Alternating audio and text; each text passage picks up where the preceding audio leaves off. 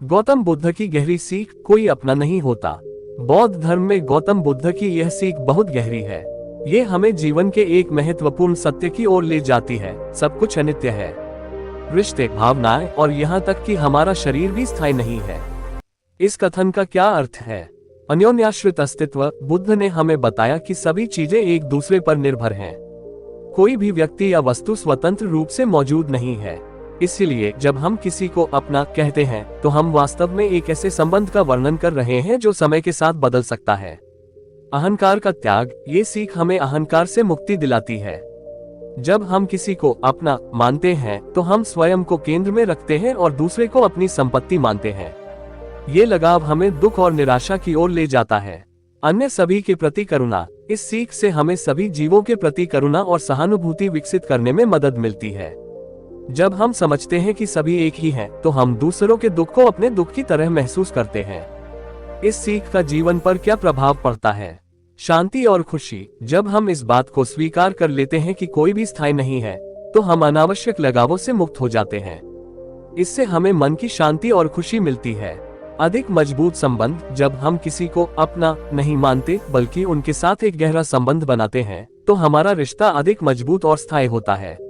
व्यक्तिगत विकास। ये सीख हमें व्यक्तिगत विकास की ओर ले जाती है। जब हम दूसरों पर निर्भर रहना बंद कर देते हैं तो हम अपनी क्षमताओं को पहचानते हैं और अपने लक्ष्यों को प्राप्त करने के लिए स्वतंत्र हो जाते हैं। निष्कर्ष, कोई अपना नहीं होता। ये सिर्फ एक वाक्य नहीं है, बल्कि जीवन जीने का एक तरीका है। ये हमें दुख से मुक्ति दिलाती है और हमें एक अधिक अर्थपूर्ण जीवन जीने में मदद करती है। यह एक प्रेरक कहानी है जो हमें सिखाती है कि जीवन अनिश्चित है, लगाव दुख का कारण है, करुणा और सहानुभूति ही सच्ची खुशी का मार्ग है। क्या आप इस विषय पर और अधिक जानना चाहते हैं? मैं आपको बौद्ध धर्म के अन्य पहलुओं या गौतम बुद्ध के अन्य उपदेशों के बारे में बता सकता हूँ। यहाँ कुछ प्रश्न दिए गए हैं जो आपको सोचने के लिए प्रेरित कर सकते हैं। आप इस सीख को अपने जीवन में कैसे लागू कर सकते हैं? क्या आप किसी ऐसे अनुभव के बारे में सोच सकते हैं जिसमें आपने महसूस किया हो कि कोई भी स्थायी नहीं है? इस सीख का आपके रिश्तों पर क्या प्रभाव पड़ा है? मुझे उम्मीद है कि यह जानकारी आपके लिए उपयोगी होगी। अधिक जानकारी के लिए आप इन विषयों पर भी खोज कर सकते हैं। अनित्यता, अहंकार, करुणा, बौद्ध धर्म के मूल सिद्धांत। कृपया मुझे बताएं कि क्या आप कुछ और जानना चाहते हैं। गौतम बुद्ध का ये कथन, कोई अपना नहीं होता, प्रथम दृष्टया कठोर लग सकता है, लेकिन यह उनके ज्ञान और जीवन के गहन अनुभवों का परिणाम है। आइए इस कथन को गहराई से समझने का प्रयास करते हैं। इस कथन का क्या अर्थ है? अस्थायी संबंध। बुद्ध के अनुसार सभी संबंध अस्थायी होते हैं। लोग आते हैं और जाते हैं, परिस्थितियां बदलती रहती हैं। इसलिए किसी व्यक्ति या वस्तु को अपना मान लेना दुख का कारण बन सकता है। जब हम किसी से अत्यधिक लगाव रखते हैं तो उनके जाने या किसी बदलाव के कारण हमें दुख होता है। स्वयं पर निर्भरता। बुद्ध ने स्वयं पर निर्भर रहने का महत्व बताया।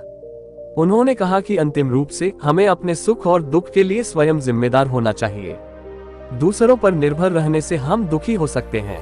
सर्वव्यापी एकता। बुद्ध ने सभी जीवों की एकता पर जोर दिया। उन्होंने कहा कि हम सभी एक ही स्रोत से आए हैं और अंततः सभी एक ही में विलीन हो जाएंगे। इस दृष्टिकोण से सभी जीव एक दूसरे से जुड़े हुए हैं। इस सीख का जीवन पर क्या प्रभाव पड़ता है? दुख कम होता है। जब हम किसी से अत्यधिक लगाव नहीं रखते तो हमें उनके जाने से दुख नहीं होता। मन शांत रहता है। जब हम स्वयं पर निर्भर रहते हैं तो हम अधिक शांत और स्थिर रहते हैं। करुणा बढ़ती है। जब हम सभी जीवों की एकता को समझते हैं तो हम सभी के प्रति करुणा का भाव विकसित करते हैं। इस सीख को कैसे अपने जीवन में लागू करें? मध्यम मार्ग अपनाएं। किसी से ना तो बहुत अधिक लगाव रखें और ना ही बहुत अधिक विरक्ति। स्वयं पर ध्यान दें, अपनी कमजोरियों और ताकतों को समझें और स्वयं को बेहतर बनाने का प्रयास करें। दूसरों के साथ सहानुभूति रखें, सभी के साथ समानता का भाव रखें और उनकी भावनाओं को समझने का प्रयास करें।